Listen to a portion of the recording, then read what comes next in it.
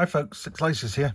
As you know, I have a fairly large collection of knives, but they're mostly sort of slip joints and perhaps lower end knives. I've got one or two rather smarter knives, probably three of the smartest here in this viewfinder. Rockwell Hugo 2 in DLC, the Chris Reeve Sebenza 31 in Black Micarta, and a Medford Slim Midi Marauder in Tiger Stripe flamed titanium. But I've recently made a friend who lives near me who has a phenomenal collection of knives. Not so much the quantity, but the quality is just amazing. And he has, amongst others, knives by Rockstead, Chris Reeves and Medford, and we're going to be seeing some of these over the next few weeks. Probably, maybe it might take a year to get through them all, because we won't be able to do them all at once for one reason or another. But I have the first 6 with me today, and this is just a wee taster to show you a direction of one direction that the channel's going to go in over the next few months or a year. It may or may not it won't be the only direction it'll go in. There'll be other things that we'll do, but I'm going to start here with just showing you a little taster of knives. All of these will be getting a full review in the next, as I say, they'll be coming out over the next few weeks. So if I take those out of the way. Now, I was thinking the best Spyderco I have, and we're going to build up here. We're starting with the more basic and we're building up. This is the smartest Spyderco I have. It's the dragonfly tattoo with the engraved dragonfly in the grass on the blade.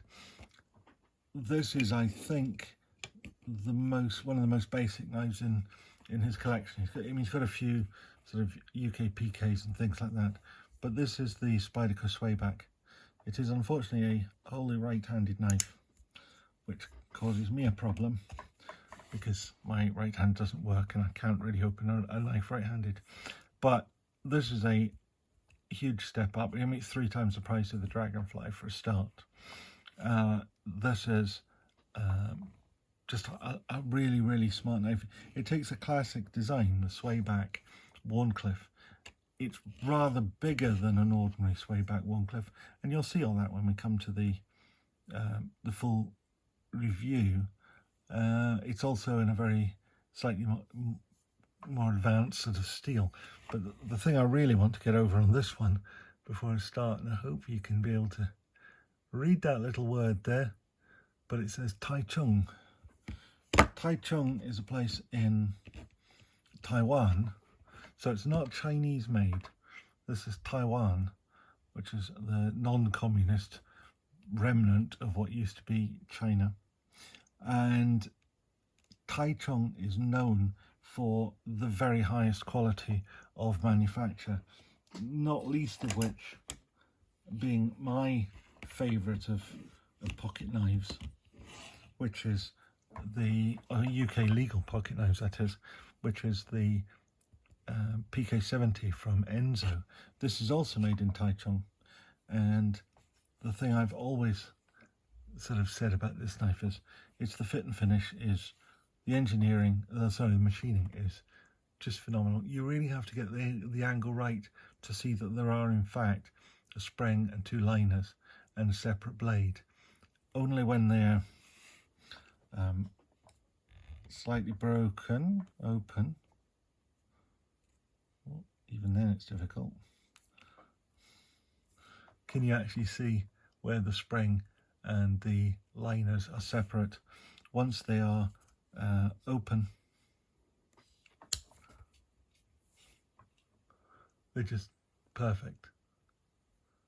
I remember when I first got one of these knives, I was just blown away by it, and you could think it was the exception in that one was perfect, but I've 4 of them and they're all just as perfect. So that's the first one that we will be seeing in the next few weeks, which is the Spyderco Swayback. As I say, it's a traditional sort of Sheffield design swayback blade with the Wharncliffe blade. Tony Bowes did a version of this as well. It's, you know, it's a classic. this is a different take on it, a bigger solid working knife. But I say we'll be doing a review on that. Now, take that out of the way. My best Chris Reeve knife. This is the Spyderco 31 with the black micarta inlays and the S35 VN blade. They now do S45 VN, but that wouldn't be good enough for this collector. He has this one here, which is the 31 again a large 31 with, this is a box burl. Burl being usually the root wood, and it has all the different patterns in it because all the wood's growing in different directions. So this is genuine box burl. It's also got gold anodized rather than blue anodized hardware, but where the real sort of beauty of this particular knife is this Damascus blade. Now, I've never been a big fan of Damascus. I think fundamentally the amateur metallurgist in me says there's something wrong with mixing steels, but actually when they come out as beautiful as this, I think it's called Boomerang, my Damascus. You'll get it in the full review. It just is a beautiful, beautiful thing. And as I say, we will be doing a full review of that knife coming up in the next few weeks. Unfortunately, his one is right-handed, whereas mine is left-handed, so I can't inadvertently give him back the wrong one by mistake. Shame. Now, you'll all know probably the best knife in my collection is the Rockwell Hugo 2, which is you know, starting to become quite well worn. I've been using this for a long time, and it really is a phenomenal knife. The amazing thing is that the blade stays sharp, but this one is just DLC. There's only a 63 Rockwell, which by Rockstead standards is soft. The one here that we're going to be having a look at and in comparison is actually the Hugo 1, but what made the difference in the Hugo 1 and the Hugo 2 really only affects the metal handled versions, because these went from being duralinium in the Hugo 1 to being titanium in the Hugo 2. The blades are really the same. What does make a difference is the numbering, because they started numbering again because it's a different pattern. So this one, although it was only made in summer of this year, so it's a it's a brand new knife, has a much higher serial number, 1456, whereas mine is, I think, 73. Yeah, 73. So that would appear like mine's older, but a lot older, but it's not actually that much older. It's a couple of years old. This one here, as I say, was made this summer. This is in the ZDP 189, or ZDP 189, so it's even harder. Its Rockwell is nearly 67, and but the most important thing is that it's got these rosewood scales, which are, as many of you will know, I love rosewood, so this is particularly attractive to me. So we'll be seeing that one up close and personal, and there's a few other little secrets to it that will be worth seeing. It's not just the same knife, but with rosewood. There's a little more to it than that. Now the next one is a Turbocop. Now this would be a fairly basic Turbocop. Turbocops are a Russian manufacturer. There's probably the two really big ones that we know are Turbocop and Shirogorov. Turbocop is probably the it's not the poor man's Shirogorov. That would be going too far. It's the moderately rich man's Shirogorov. So this one would be considered probably fairly plain. It's a mere M390 in titanium, but what makes this particular one stand out is it has this amazing Damascus clip and Damascus backspacer, both of which are pretty phenomenal. So we will be having a look at that. But what I wanted to compare this one to, as I say, this is, if you like, the moderately rich man as opposed to the poor man's Shirogorov.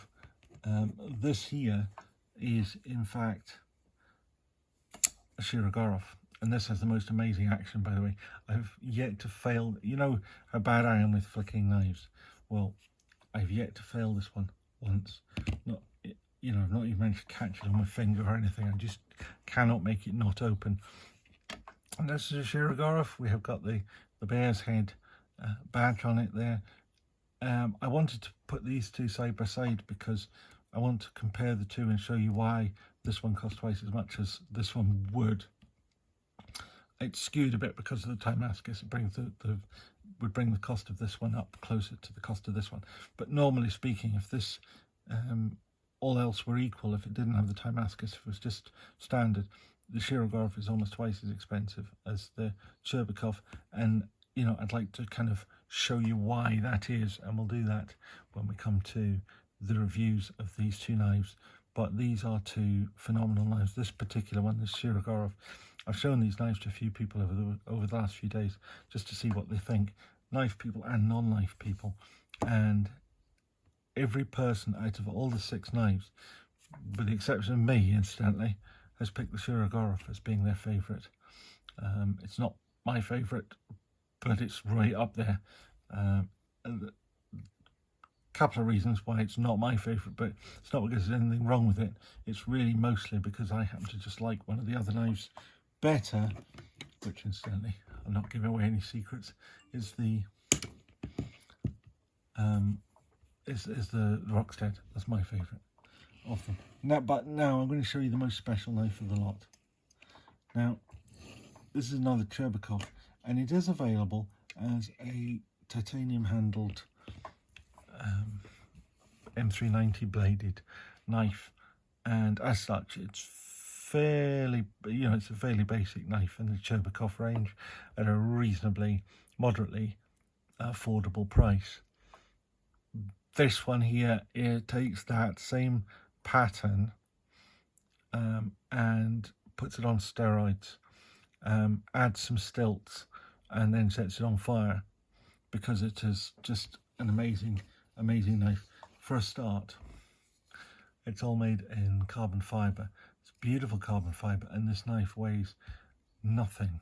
You kind of, he had the plain version in this size and in the large size, it's the small size, and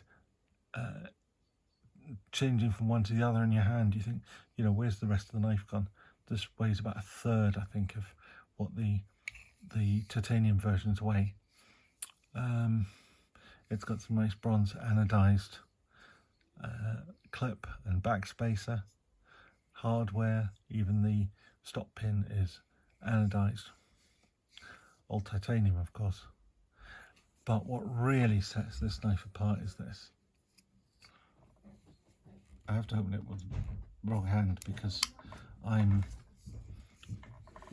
my left hand works, my right hand's a bit almost totally unworking. Is this beautiful Damasteel blade. What I really just wanted to just give you a wee teaser on today is these 6 knives that are going to come up for review. They won't all fit in here, will they? There isn't room to put these 6 knives on display all at the same time. But there they are. These 6 knives will be coming up for a full review over the next few weeks, and when they're done, I hope in a couple of months we'll have the next little run of these, and we'll do another 6 or so. Okay, well, thanks for having a look. See you again soon. Cheers. Bye.